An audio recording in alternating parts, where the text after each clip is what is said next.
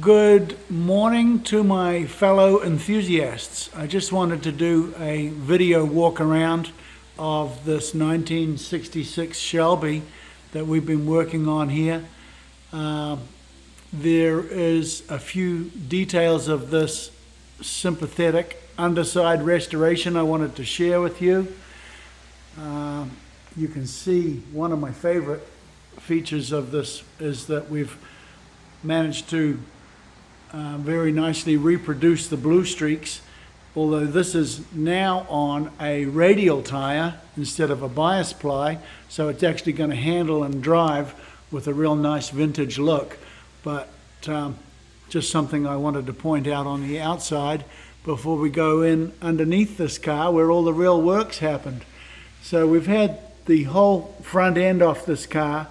It has been masked and sandblasted and cleaned up because it was crusty and rusty underneath in spite of the low mileage, and we have had everything off the car that needed to be off, cleaned up, and we have reproduced in the correct order all of the correct coatings. So it's got the red oxide primer, it's got the textured underseal, it's got the caulking where it needs it, up in the corners to cork up the gaps. We've even, as you can see, reproduced all of the factory crayon marks. We've even got the guy's handwriting down that did the factory markings on this, I believe. So the underneath of these fenders is all cleaned up. It's got new mastic at the top of the fenders to seal them up. We're all in pretty good shape and pretty nice and clean underneath here. We have only replaced what needed to be replaced to update for safety, especially on things like rubber. So we've got rubber, not polyurethane. We've got rubber bushings, sway bars, any control arm bushings, anything like that has all been replaced with new. Anything on tie rod ends, ball joints, anything like that was in good low mileage condition, they have simply got new boots on them, and we've kept the original joints and stuff like that in there. The original parts can be seen with, I guess it's the automatic heavier duty steering that was used in the Shelbys. You can see that from the yellow paint marks on it.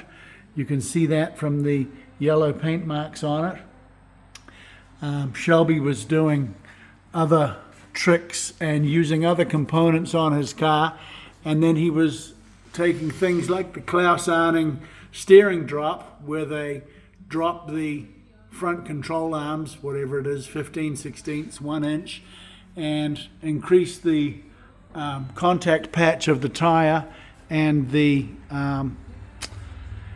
camber change and the handling of the car by simply relocating an upper control arm. They were very clever. The stuff that they did made them very successful, and they were really good at implementing performance upgrades in an economic fashion that could keep the bean counters at Ford happy, but keep the racers happy on the weekends and the enthusiasts like us that wanted their product. The oil pan's been taken off this motor. It had been silicone RTV glued onto the motor. The drain plug had been glued in as well because it had been stripped on the threads. That's since been helicoiled because you need to save original treasures like that Cobra oil pan, that SFM oil pan. It's got a new harmonic balancer on it. Anything like that, original harmonic balancer, will get a new sleeve or a new rubber inside it, calibrated on the timing marks. So anything original to this car, anything Shelby specific, has been saved, restored, preserved, being rebuilt rather than replaced. We've got this fire-breathing Shelby exhaust system. Nice twin pipes with an H pipe or a balance pipe in between them. And you know your job on the weekends, right? It's only 6 bolts away from that happy sound, whether you're going to the drag strip or the road course.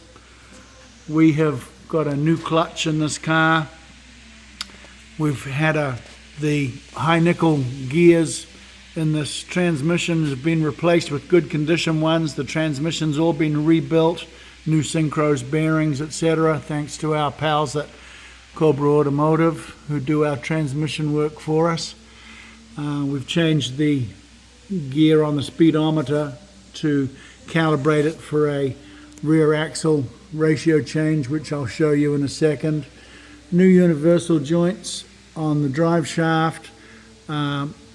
Any bare metal parts like a drive shaft were made to look like metal, but without leaving them as rusty bare metal. All new plugs in the floor. As you can see, this car is in very original, very clean condition underneath. We've only paid attention to the areas that needed some restoration and some love.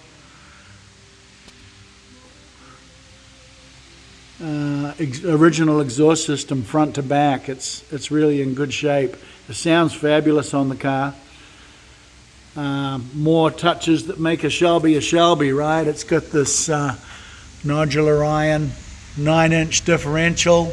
The differential had a clutch pack that had split all the way around because it was the original iron one. So now it's got a billet steel clutch pack on the inside of this posi differential. We've changed the ratio from a 411 drag racing gear to a 3.5 more road-friendly gears. The car drives wonderfully at this point. You can see what we've done for the inside of these tires compared to the outside. We've de-lettered them and re-lettered them, and it's just a fabulous effect with the tires with the original look, and yet you've got the handling and drivability of a modern radial tire underneath this car. Same thing with all of the insides of the rear fenders, all cleaned up and back to factory coatings applied in the correct order. You can see the functional brake cooling scoops that they put in these things. This is back in the day when Shelby was only doing things for form and function. If it looked cool on the car and it did a job to help improve the performance, then they were putting it on the car. We've got a new fuel line going through from front to back. It had some kinks at the front where it's exposed, so now it has the hypo size 3/8 fuel line from front to back, and a new gas tank to make sure that it doesn't slurp any old rust from a 59-year-old car into its fuel system. Again, everything's been rebushed, new shackles, new bushings on everything. These are really cool, these traction bars.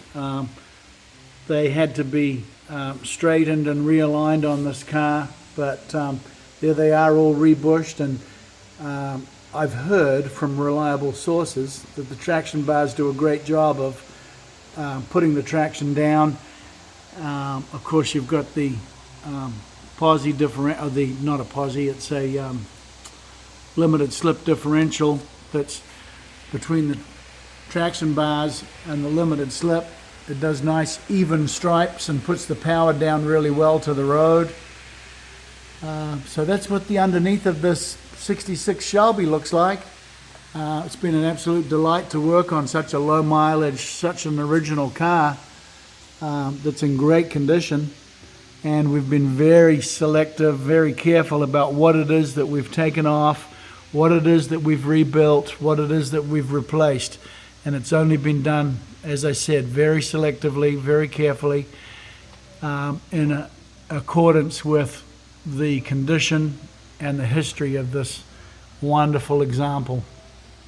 Thanks for watching, guys.